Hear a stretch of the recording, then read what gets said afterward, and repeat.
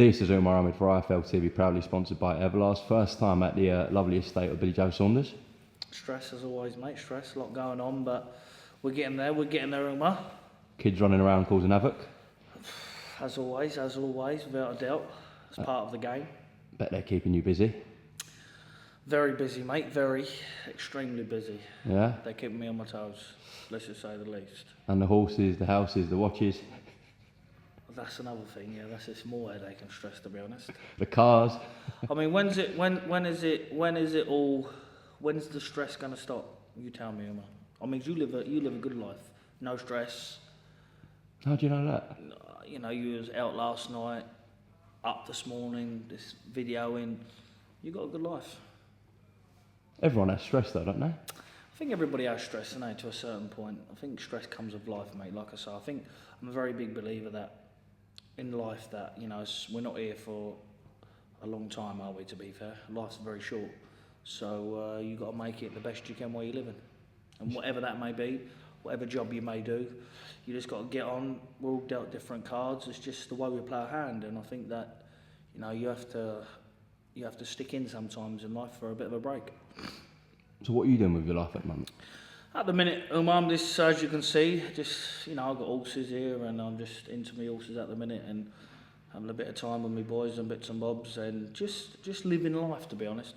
I mean, I've never really lived life, to be fair. I mean, I haven't been in the gym since I boxed. I haven't been in this gym.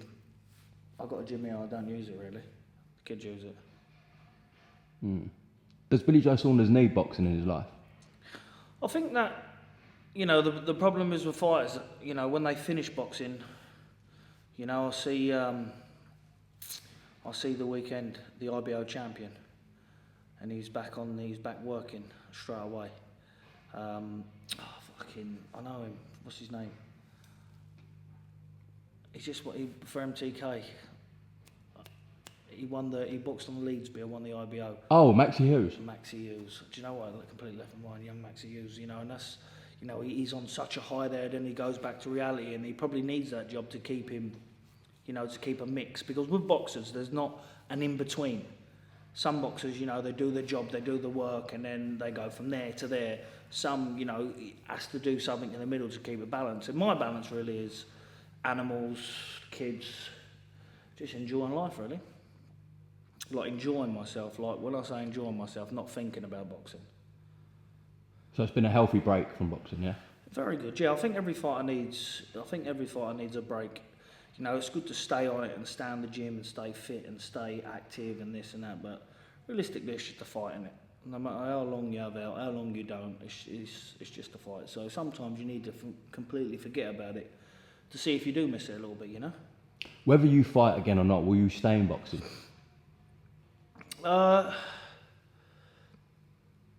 Obviously I've got, you know, a very good management team brought me MTK, and I know there's always something there for me to fall back on. To be fair, MTK's been very good because, you know, every single day when I boxed, it was, you know, that was on to every member of staff was all like, are you all right? Do you need anything? This, that, you know, when I was out there, do anything need sorting out in Texas and bits and bobs, and they're very, very good, very supportive. So I know there's always something for me to fall back on with like a job as a management role. I've got 3 fighters now, so I always know that there's always a spot for me at home, and that's MTK, because, you know, without a shadow of a doubt, I wouldn't be where I'm at now without them, really, and I can only thank them for it. The best management company I've ever seen, for the reason that, you know, it's just sometimes you look at the small stuff, not the big stuff.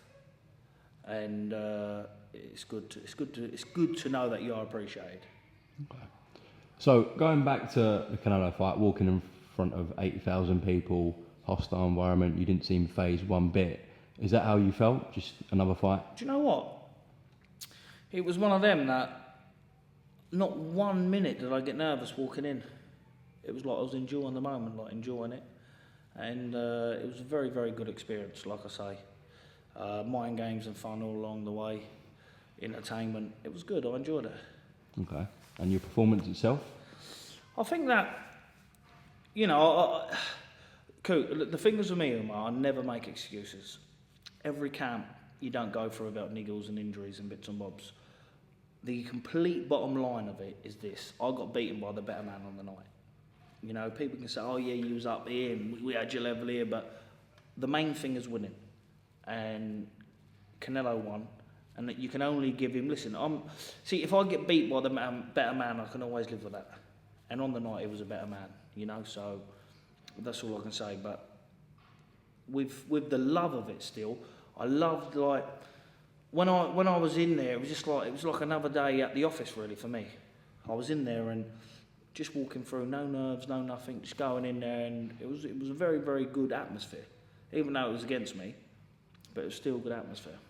I know you won't take much from this because winning means everything to you, but out of all the Brits that have fought Canelo, it seems like you had the best. I know Amir Khan had a really fast start, as you'd expect, but you had serious moments in there. Yeah. Do you take anything from that? Do you know what? When I was in there, I've boxed all my life since I've been 5. When I was in there, I felt like after 6, I thought, do you know what? I can feel the pace. I could feel him trying to drop the pace with his kids and feints. I could feel his pace dropping, and I thought I was just growing more confidence. But what I kept doing was one thing, and I always like, it's like snooker. You see all the great players, you can pot a ball, but then they think 4, 5, 6 shots ahead. And he let me get away with minor stuff at the beginning. Minor stuff. And he capitalised on it. I kept going one way. I thought, right. And then in the end, I sort of got a little bit like careless sort of thing, because I didn't find no freaky power. I didn't find I didn't find something in there that really shocked me, you know. But he ended it with a good shot. I mean, when I got hit with the shot, as soon as I got hit with that shot, I just thought to myself, right, you wobbled here or something. I thought my legs were gone or something.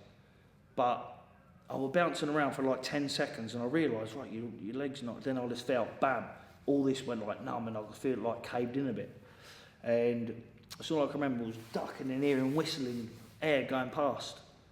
And, you know, like I say, it was a good shot he finished with, and great fighters find great ways to win. And he's a great fighter, he's a good fighter, I take my hat off to him. So the only thing I can say is that on that night, a better man won. You felt comfortable in there with him though, didn't you? I felt very comfortable, yeah. I felt very, very comfortable. At stages too comfortable. But boxing's about staying switched on for full 36 minutes. You know, you got to be switched on full 36 minutes. All these young fighters, you know, you get to a certain level, you grow in confidence, and you think, yeah, and then, you know, you can't afford to switch off in the ring against anybody really, especially not at the elite level. That shot where it marked your eye up and broke your cheekbone eventually, he was looking for that shot all night, you could see. Did you switch off and make a mistake there? I don't think I switched off and made a deliberate mistake to go there. I just think that he worked his game plan to force me into that mistake, really.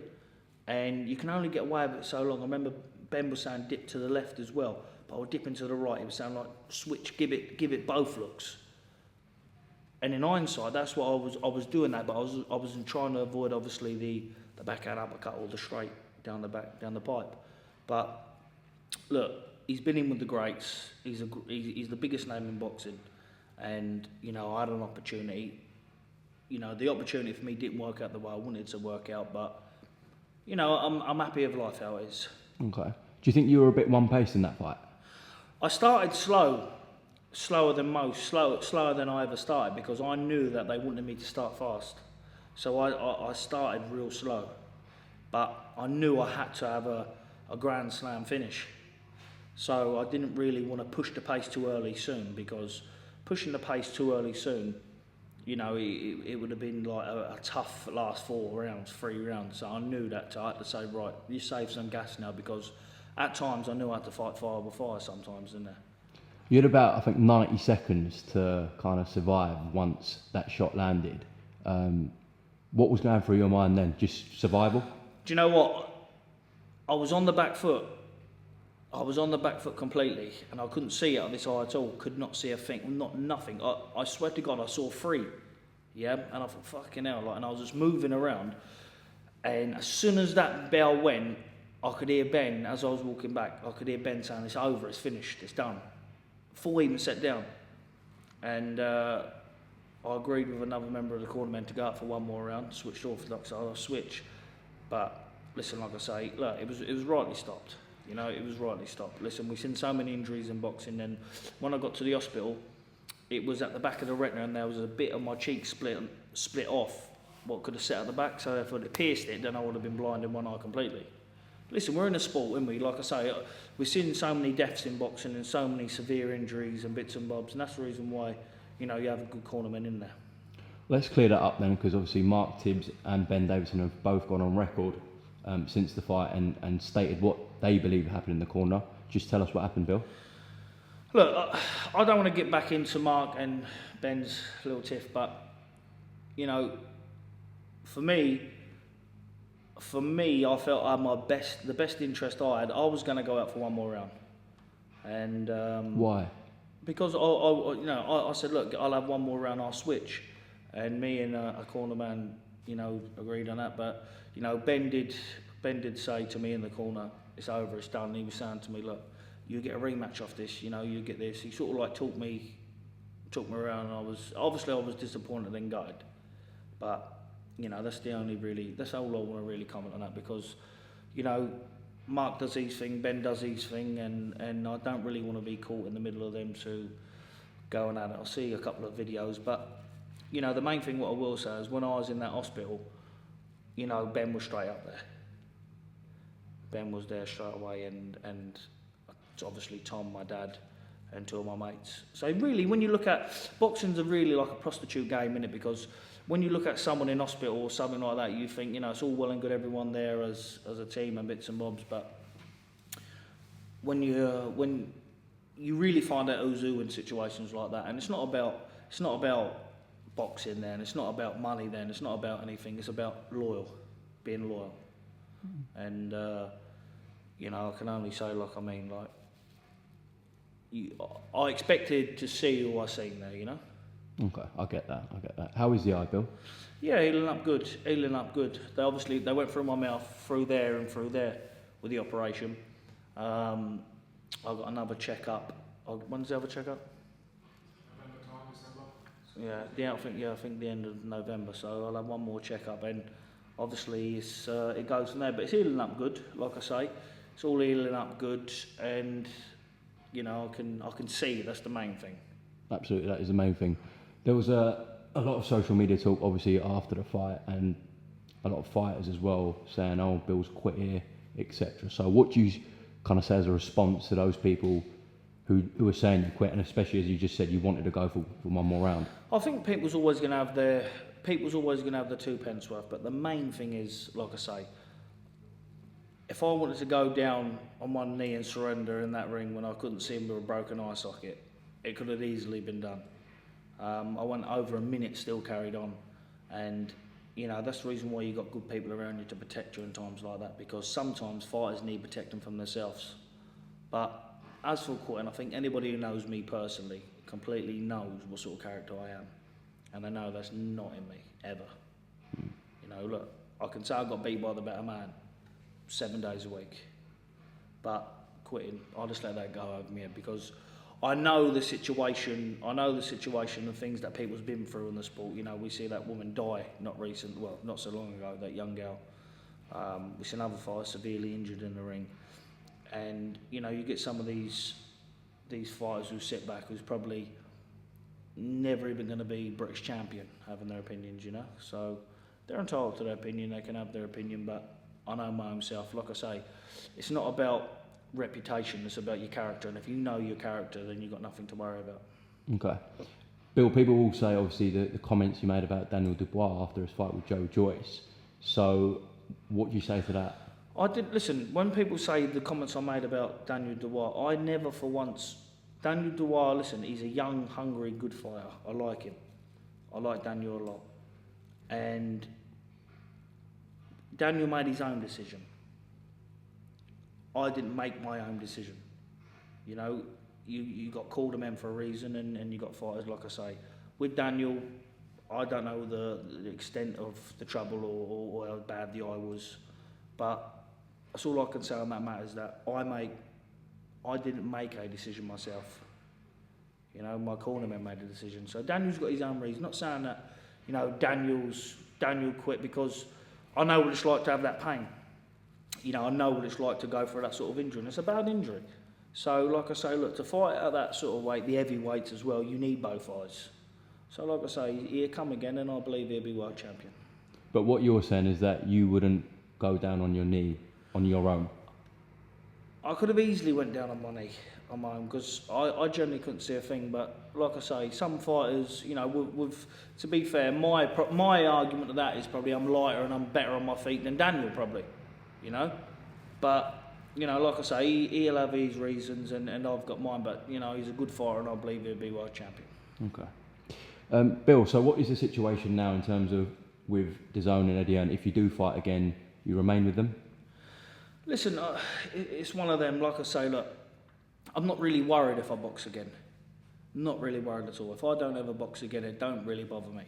I mean, I've got good people around me, I've invested my money well, and, you know, I'm not really worried if I ever, you know, obviously people miss the buzz and miss the fact of being around the game, but I just feel that sometimes when you're in the game and you're not getting up for certain things and you're getting injuries occurring and stuff like that, it's very hard to you know to give your life to go away to camp, because I have to go away for training 6-7 months at a time, and you know I take myself out of my comfort zones when I train. But when you sort of lose the will to do that, but you know there is probably certain fights that could get you up to do that. You know, obviously I know it's far between the Canelo rematch, something like that, to get me up to do that, and another couple of big fights. But they've got to be the right fights for me to be boxing now. Have to be the right fights, because I'm not interested in being 3-weight world champion, 3 times world champion anymore. I'm interested in the go. If I'm going to come back, I'll have one more for the crowd, for the fans, entertainment, and go out on that note. What do your family and close friends want you to do? My dad don't really want me to box no more. He says, look, you know, you've done what you've done. You know, call it a day. He says, you know, you've set out to do something, you've achieved everything and plus. And he's just one of them. He just goes with the flow. He just says, look, don't bother. But I'm my own man, and sometimes, you know, some people get down, depressed, go in. Everyone gets down and depressed, but sometimes, you know, boxing can pull you out of that, because there's a bad side of boxing, there's a good side. You know, the good side is when you're there where you want to be, you get people all around you, and you know, like promoters, other bits and bobs promising you the world, and then after you think, dogs, you know. But that's the benefit of having like good people around you, and I've got some good people around me, so I'm not really bothered to fight again. But you know, it has to be for big money. Okay, so say a fight does materialise and your team and your family and yourself are all happy with it, are you contracted anywhere? Are you a free agent? What is the situation, Bill? Can you say? Well, I'm contracted obviously to the zone, but you know, I go by experience and how people treat me. And you know, if I was going to have a fight, I would love it to be on Sky. To be fair, I would love it to be on Sky if I'm going to have one more UK. I'm not worried about worldwide publicity, but for the normal UK fans, Sky is the platform. I feel. The Zone obviously is a massive platform as well, but I would like it to be somewhere connected to Sky if I was going to come back. Sky box office fight? Yeah, okay. Definitely. Well, obviously Chris Eubank Jr. has inked the deal with Wasserman and Sky Sports, so is that a potential one, Bill? You knew I was going to ask about it. I knew, because obviously he surfaced the last few weeks, but realistically, obviously he mentions my name to keep his name irrelevant, because if he was really worried about fighting the big names, he could have boxed Golovkin back in 2016. Kell Brook jumped up 2 weights to take him on. You know, he could have had numerous other big fights. The only 2 big fights he's took is myself and George Groves, and got beaten both. I see something with him saying he's the A side. That was with me yesterday, yeah. Yeah, I mean, that's the reason why, that your Frank Warrens, Eddie Hearns, I mean, even his own brother-in-law can't work with him. I've had the conversation sitting on the table with all of them. They can't work with him because he's such hard work. You know, and to be fair, you know, Eddie's the man to make big fights. Everyone knows that. Frank Warren also makes big fights. We've tried to make it with Frank, and you can ask Frank numerous of times. Tried to be fair with him numerous of times, and he just don't want to know. But because he knows, really, like I say, he can afford to be fighting these people who he's fighting now and getting, you know, his 100 grand 150s, and just getting seen, you know, getting through them. But there's a difference between A's and B level fighters, and you only learn that through experience. He hasn't beat anybody that's, you know, that's even on the verge of a world title. Well, I suppose your argument is that you're a 2-weight world champion. My argument is I beat him the first time. I'm the A side, because if somebody beat me and I could get a rematch, I'll take less money, I'll do what I needed to get the fight on. So that's the bottom line of it. I won, you lost. That's it. That's boxing. It happens. Mm-hmm. You know. If you want to argue A and B side, I can go all through it. My record: 31 fights, 30 wins. His record is 2 losses. My record's 1 loss. My record also says Southern Era, European, Commonwealth, British, 2-time 2-weight world champion. His record says British champion, IBO title. You know, he just wants to stay irrelevant through the boxing game, and you know he's had the luck to happen because you know there's plenty of fighters was better than him. He you know his feet works like a crippled duck. He went from Roy Jones to whoever he's training with now. I even spoke to Roy Jones on the phone when I was with Coogan, and Roy Jones even told me that the words he said was this, and Coogan can even vouch for it. He's like a duck in water with no wings. When was this? This is when he boxed Marcus Morrison? Yeah, and now I was on FaceTime to Roy Jones, and that's what he was saying. And that's his trainer. You know, look, everyone knows the Eubanks is hard to deal with, and I can't, myself personally, I can't ever see the fight get made because, you know, he's the A side. If he wants to be the A side, let him go and win a world title and prove he's the A side, and he can be the A side, not a problem. Now that MTK would have to deal with Calasaulan, obviously who he's with, does that make things a little bit easier? I know Calasaulan, he's a nice fella really. I chat to him on the phone, on WhatsApp, we've done a podcast together, but I just don't think he knows really what he's got himself into because, look, he's worked with Frank Warren's kicked him out the door. He's tried with Eddie Earns really said, see you later mate. You know, I think that people know how hard he is to work with, but maybe a change. Maybe he's going to change his tune. Maybe if he goes and unifies and becomes this superhero world champion at multiple weights and all these belts, he's good enough to win. Better than Floyd Mayweather and all stuff like that. He's 32-year-old. He's sitting there still with his thumb in his mouth and not about to hold his trousers up. So, you know, I can only really go off on my eyes at the minute, and I don't see any superstar there, to be fair. I spoke to Calla yesterday and I mentioned the 5 million figure that you're kind of demanding for that fight. He said that is a little bit off. Is 5 million too high? Look, I've always said it's got to be good money for me to come back for that fight. For me to go away and to get the bit between my teeth, because I would never go on another camp again unless I was 100,000,000% happy and every single line was dotted and said, yeah, I want it. Especially for, you know, potentially my last one. Anybody who's boxed me, you know, listen, I know, you know, John Ryder, you know, all the boys who I've boxed, coming through, all great fighters now. We've never had a problem making a fight. You know, we've always, done, fight, in the ring, best man wins, end of story.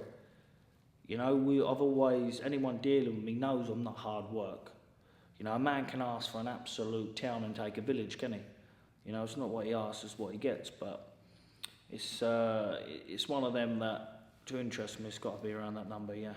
Well, if you look at the people you've boxed, Spike, Andy Lee, Lemieux, Ryder... Look, you know, you can, all of them lads, all of them, you know, even with Andy Lee, he was world champion, but he played the side, true fighters really, he wanted the fight, I wanted the fight, and he played you know, he came over, he played the B side, and he took his role on.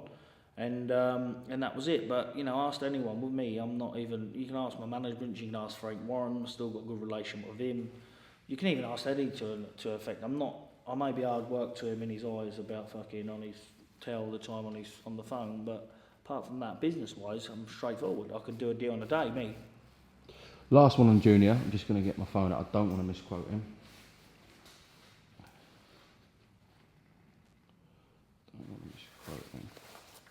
Okay, Chris Eubank Jr. on Billy Joe Saunders. This was to me yesterday. You can't be the A-side with no belt and no credibility. You can't be the A-side if you quit after getting punched in the eye. I would obliterate him. The guy's a fake, a phony, a fraud.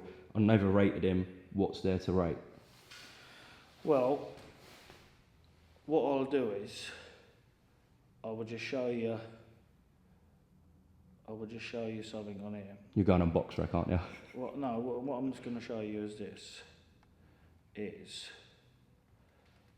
that what's there to rate? Just got to, 1 second. This is what there's to rate.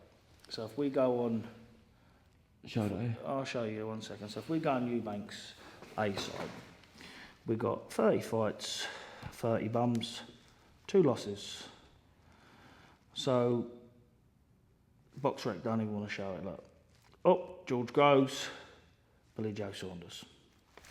That's my reply to that. You know, that's all I can say really, because we all know that he's deluded. We heard his dad saying he was going to be the next Floyd Mayweather.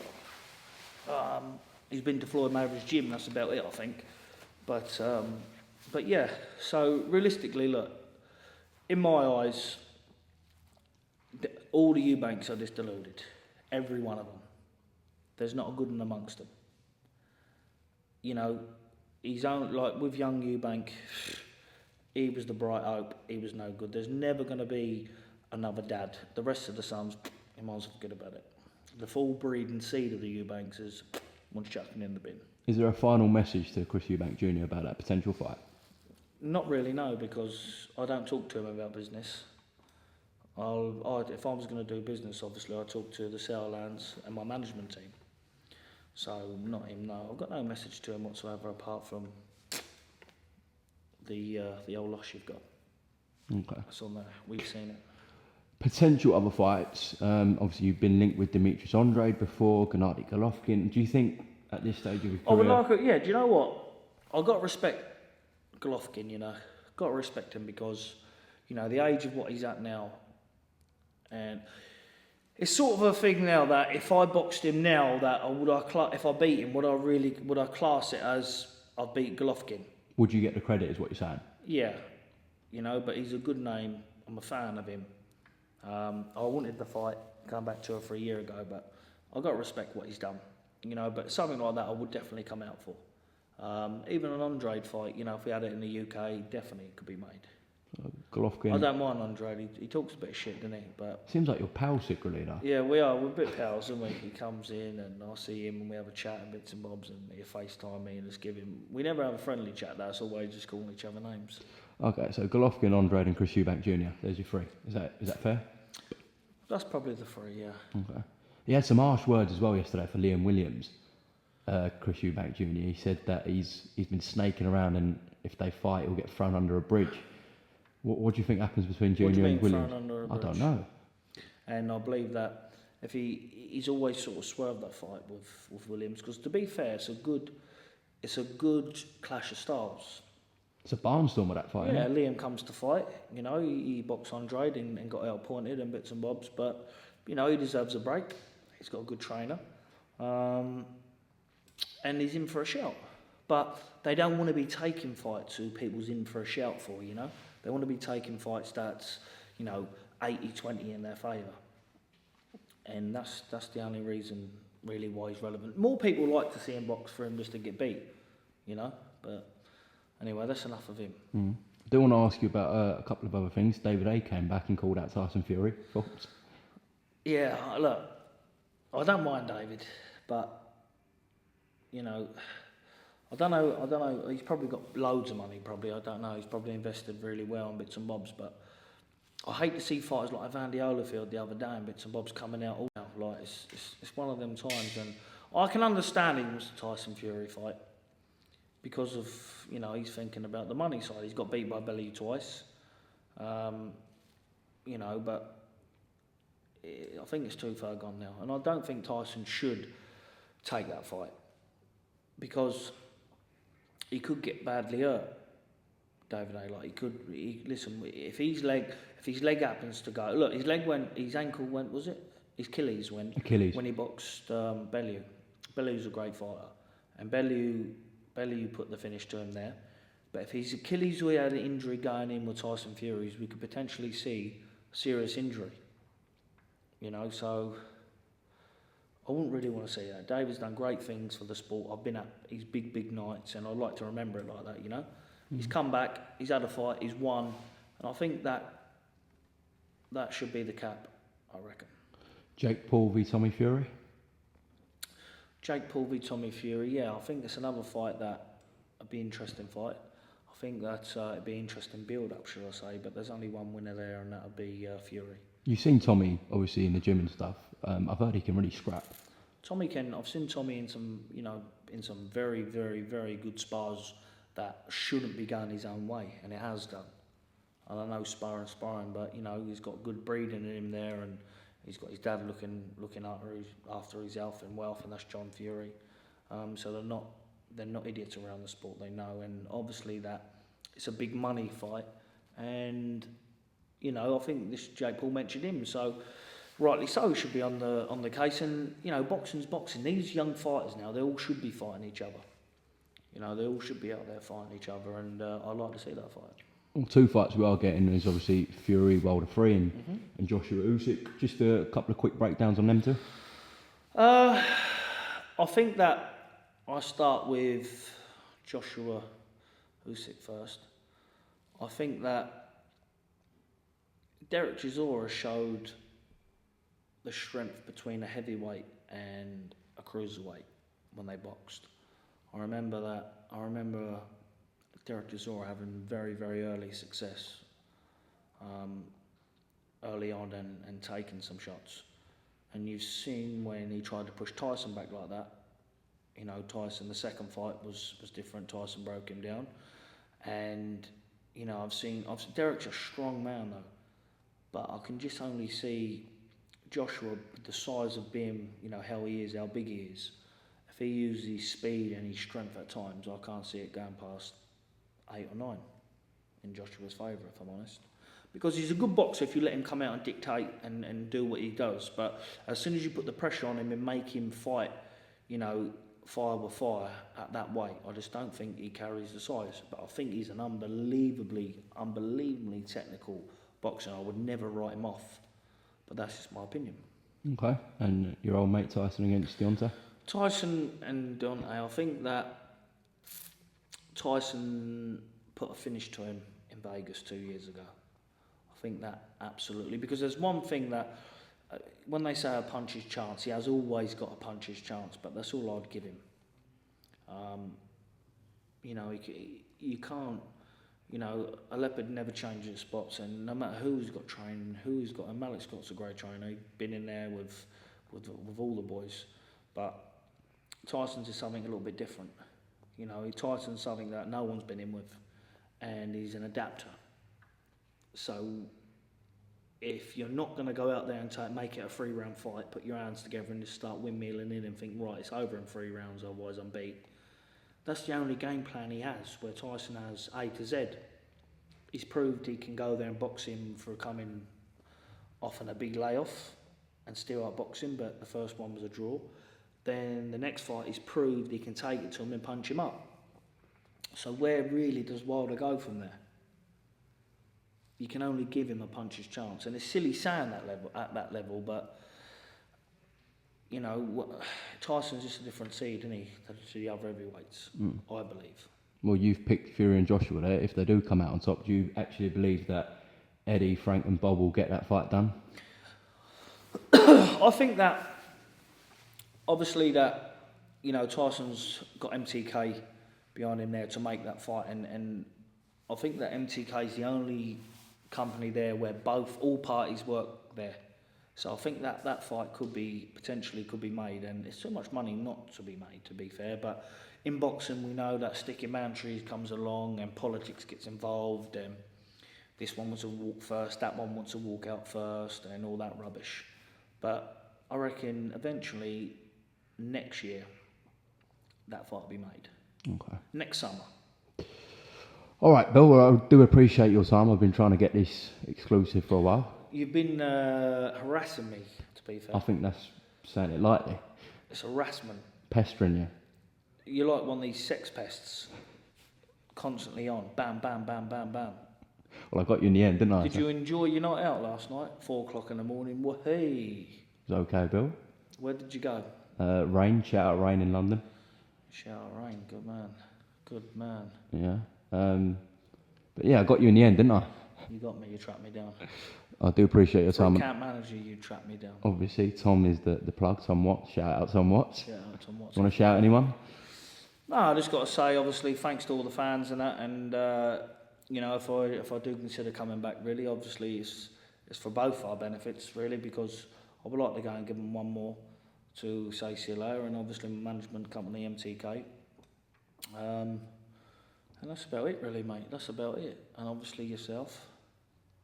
What's that? Thanks to you, obviously. No, thanks for you. What's going on at Arsenal, by the way? Do you know what? If you says to me, when was the last Arsenal match? I think everybody, this is my opinion, I genuinely think everybody who holds a ticket should boycott Arsenal. That's a strong statement. No, it is. Not turn up at the stadium. Leave the stadium empty. That's my opinion. Nobody turn up and just leave it completely bare and empty. It's not great support though, is it? It's not great support, but we need some new players, man. We need a new team. You need a new board. That's what you need. Where are we in the league? 17th, 18th? Relegation zone, isn't there? You've scored one Where's goal. Man U? Ronaldo's got more goals. I didn't know Ronaldo's that. got Obviously, more Ronaldo's goals than got- Arsenal this season. Lukaku's got more How goals. many goals Ronaldo got? 2. How many games he played? 1. Oh mate, he's unbelievable though, isn't he? Yeah, listen, I've got to give a big shout out to Ronaldo. Do you know what I mean? Why don't you come to Arsenal? If you want to sit down with camp manager and have a chat with us, yeah, well, if you want to sit down with camp manager, have a chat. We might better get you to Arsenal. That might entice him to the Gooners, eh? All right, Billy Joe Saunders, IFL TV at the estate of... Where's Kogan? He's in Dubai, isn't he? Oh yes, he is. Well, I spoke to him. Funny, I had a missed call from earlier on. Funny enough. What time was that? Probably would have been at about 9 o'clock our time When you was picking up your horse. when I was jogging my horse out. You're looking for a car as well, aren't you? You put on your Instagram story today. I already got a car. Yeah, now I found one. You found it already? I found That was one. quick. Robin Reline, three-wheeler.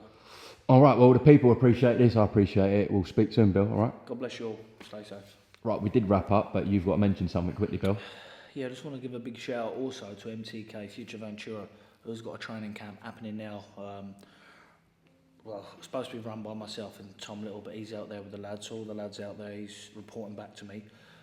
You've got to have 6 months, obviously, in date for your passport, and it's not.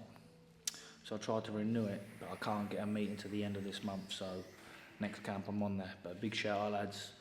Stick in there. You send me all the videos. Keep the grafting going, and I'll see you soon. Be in touch. God bless you all. God bless you, Bill. Thank you very much. Thank you.